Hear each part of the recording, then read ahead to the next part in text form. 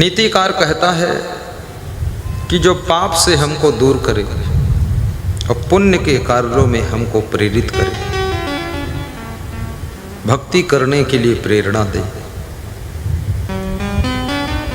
संसार के नशा व्यसन से हमको बचाए, जुआ और शराब से हमको दूर कर दे, सत्संग में हमको जोड़ दे, और जो हमें धर्म की राह पर चलना सिखा दे, वही सच्चा मित्र होता है जो आपत्ति काल में मदद करे। कोई सुख का समाचार है, उसमें आकर के हमारे साथ में सुख मनाए, ईर्ष्या न करे। कई बार आपके मित्र और रिश्तेदार भी जब आपकी उन्नति विशेष होने लग जाती है तो आपसे ईर्ष्या करने लग जाते हैं, फिर आपकी निंदा करने लग जाते हैं। ईर्ष्यालु की पहचान होती है, फिर आपकी वो निंदा करता है, बोलना शुरू कर देता है कि अरे अब तो बड़े आदमी हो गए, बड़ा अहंकार आ गया। अहंकार उनको खुद है और तुमको बताते हैं। ईर्ष्या बहुत बड़ी बीमारी है, इसका गांव में ज़्यादा प्रभाव देखा जाता है और महिलाओं के ऊपर ईर्ष्या का प्रभाव विशेष रूप से होता है। पुरुषों ने अगर 40% ईर्ष्या के दुष्प्रभाव से अपने आप को प्रभावित किया है तो महिलाओं ने 60% बाजी मारी है। इनके पास में ज़्यादा ईर्ष्या होती है, जलन होती है, देवरानी जेठानी से भी जलन हो जाती है, मायके में भी किसी से जलन हो जाती है। ऐसे माताएं बहनें अब ज़्यादा समझदार होती जा रही हैं। माताओं बहनों के पास में प्रेम तो बहुत होता है, लेकिन प्रपंच भी बहुत होता है। राजस्थान में कहावत है, बायां मिली 4 तो बाता हुई त्यार, और बायां मिली 8 तो बाता का लगा ठाठ, और बायां मिली 16 तो बाता का पड़ा गपोला, बाता का पड़ा गपोला। प्रपंच से जो अपने को बचा ले वो नारी नारायणी का रूप होती है। नर के अंदर नारायण की शक्ति छिपी हुई है। जब तुम सत्कर्मों में प्रवृत्त हो जाते हो, सदाचार के पथ पर चलने लग जाते हो, नशा व्यसन से अपने आप को मुक्त कर लेते हो, माता पिता के प्रति, कुटुंब के प्रति अपने कर्तव्य का निर्वहन करने लग जाते हो, जब तुम गांव के प्रति भी परोपकार सोचने लग जाते हो, जब पड़ोसियों के काम को भी बनाने की तुम्हारी भावना जग जाती है, तब समझ लेना तुम्हारे अंदर नारायण की शक्ति उदय हो रही है। कहा जाता है कि आत्मा में परमात्मा है, लेकिन याद रखना ये आत्मा में परमात्मा है, आत्मा में परमात्मा होने की संभावना है। बीज में वृक्ष है नहीं, होने की संभावना है। गन्ने में गुड़ बनने की संभावना है। अगर उसको एक विशेष प्रक्रिया से नहीं गुजारा जाएगा तो गन्ना गन्ना ही रह जाएगा और गन्ना बनकर ही सूख कर बेकार हो जाएगा। लेकिन उसको कोल्हों में पेर कर रस निकाल कर रस को गर्म करके और तब उसको जब विशेष प्रक्रिया से गुजारते हुए आप गुड़ बनाएंगे, शक्कर बनाएंगे, तो बन सकती है। बीज वृक्ष बन सकता है, लेकिन सही मौसम, जलवायु, वातावरण चाहिए, तब उसमें उसे बोना पड़ेगा, तब अंकुरण होगा, तो बीज तो मिट जाएगा लेकिन विशाल वृक्ष तैयार होगा। ऐसे तुम्हारे अंदर नर में नारायण, नारी में नारायणी बनने की शक्ति तो है, लेकिन ये मत सोच लेना कि नारी नारायणी होती है, होती नहीं है, हो सकती है। नर नारायण होता है, होता नहीं है, हो सकता है। बीज वृक्ष है नहीं, हो सकता है। ऐसे ही दूध में घी है लेकिन मिलेगा नहीं, मथना पड़ेगा तब निकलेगा। इसी प्रकार से आपको अपनी जिंदगी को साधना की मथानी से मथना पड़ेगा, तब तुम नर से नारायण बन सकोगे और नारी से नारायणी बन सकोगी। तब तुम्हें मंदिर की जरूरत नहीं है। फिर तुम गीत गाओगी कि घर ही में तीर्थ बनैबे, मंदिर हम काहे को जैबे, मंदिर हम काहे को जैबे। घर ही में गंगा, घर ही में जमुना, घर ही में गंगा, घर ही में जमुना, घर ही में तीर्थ बनैबे, मंदिर हम काहे को जैबे। घर ही में हाँ, बहुत अच्छा लग रहा है। सब महिलाएं गाएं और पुरुष भी गाएं, कोई टेंशन में न बैठे, चेहरा खुश कर ले, बिल्कुल नॉर्मल मंडल, मुस्कुराकर ताली बजाते काहे को जैबे, काहे को जैबे, काहे को जैबे, काहे को जैबे। घर ही में तीर्थ बनैबे, मंदिर हम काहे को जैबे। घर ही में तीर्थ बनैबे, मंदिर हम काहे को जैबे। संतन के सत्संग तीर्थ में, संतन के सत्संग तीर्थ में, मली मली दाग छोड़ैबे, मंदिर हम काहे को जैबे। मली मली दाग छोड़ैबे, मंदिर हम काहे को जैबे। संतों के पिता सत्संग रूपी तीर्थ में हम जाएंगे, मात पिता की सेवा करके, सत्संग को तीर्थ तीर्थ फल पैबे, मंदिर हम काहे को जैबे। घर ही में तीर्थ बनैबे, मंदिर हम काहे को जैबे। सासु को गौरा, ससुर महादेवा, सासु को गौरा, ससुर महादेवा, स्वामी को ईश्वर बनैबे, मंदिर हम काहे को जैबे। स्वामी को ईश्वर बनैबे, मंदिर हम काहे को जैबे। घर ही में तीर्थ बनैबे, मंदिर हम काहे को जैबे। घर ही में तीर्थ बनैबे, मंदिर हम काहे को जैबे। साधु गुरु की सेवा करके, साधु गुरु की सेवा करके, जीवन सफल बनैबे, मंदिर हम काहे को जैबे। जीवन सफल बनैबे, मंदिर हम काहे को जैबे।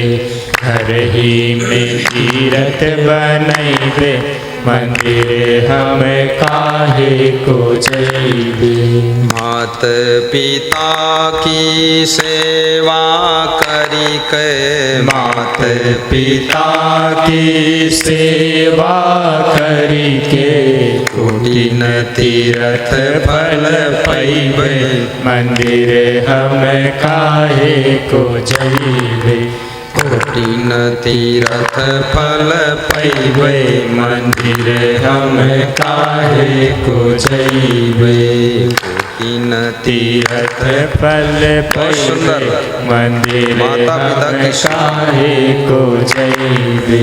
काहे को जैबे, काहे को जैबे, काहे को जैबे, काहे को जइबे, घर ही में तीरथ बनैबे, मंदिर हम काहे को जइबे, घर ही में कहानी तीरथ। कबीर सब अवगुण तजी कै, कहानी कबीर सब अवगुण तजी के, जीवन सफल बनैबे, मंदिर हम काहे को जइबे, जीवन सफल बनैबे, मंदिर हम काहे को जइबे, घर ही में मंदिर बनैबे, तीरथ हम काहे को जइबे, बहुत सुंदर। घर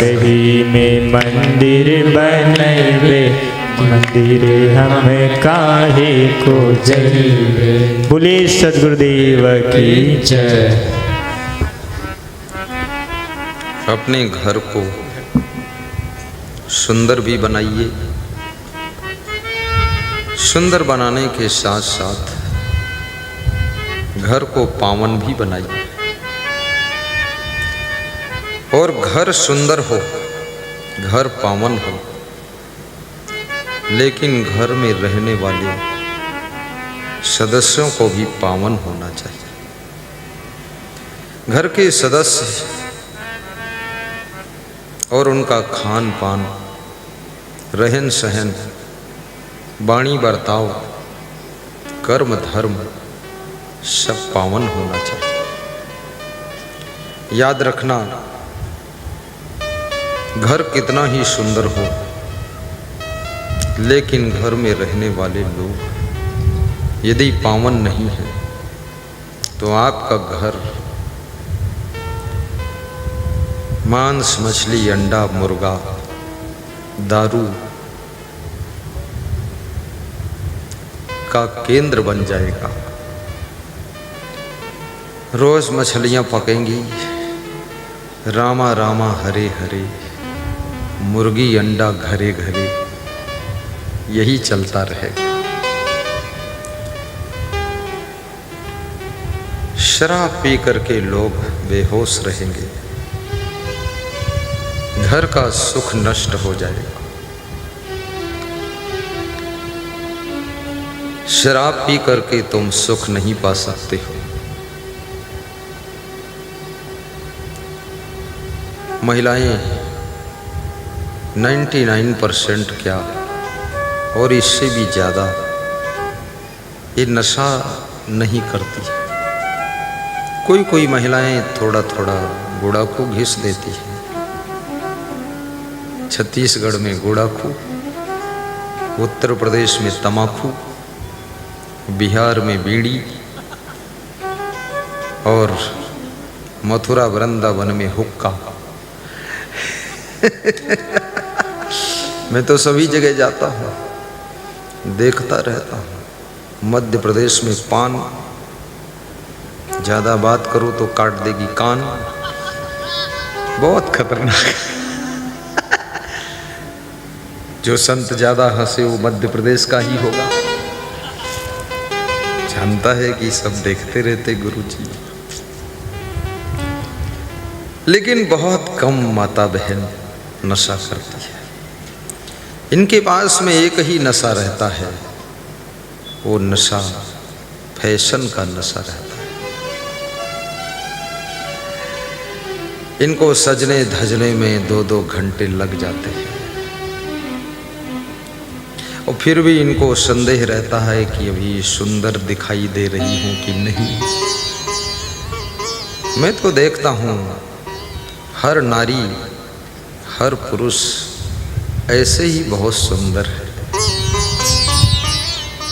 सुंदरता 2 प्रकार की होती है, बाह्य सुंदरता और आंतरिक सुंदरता।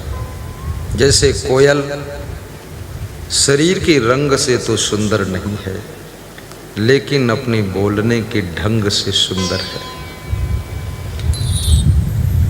शारीरिक सुंदरता कुदरत की ओर से मिली है तो ठीक है, लेकिन बहुत ज़्यादा क्रीम पाउडर, लिपस्टिक और बहुत रंग रंग, ये सब लगाने से चमड़ी खराब हो जाती है। आप तो खुश रहो, बहुत सुंदर दिखाई दे। जब मनुष्य गुस्सा करता है तो उससे ज़्यादा बदशक्ल कोई नहीं है।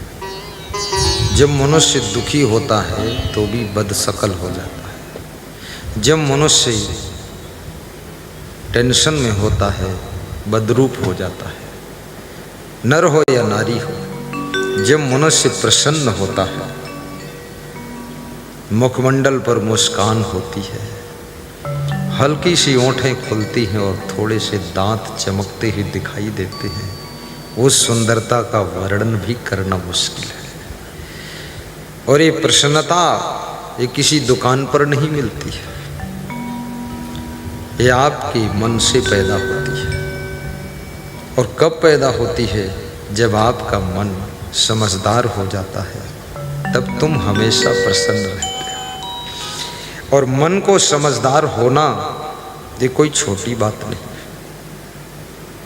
मन बहुत नासमझ है, फालतू बातों को सोचता रहता है, प्रपंच में पड़ा रहता है, बिस्तर पर लेटने जाता है फिर भी चिंता करता रहता है।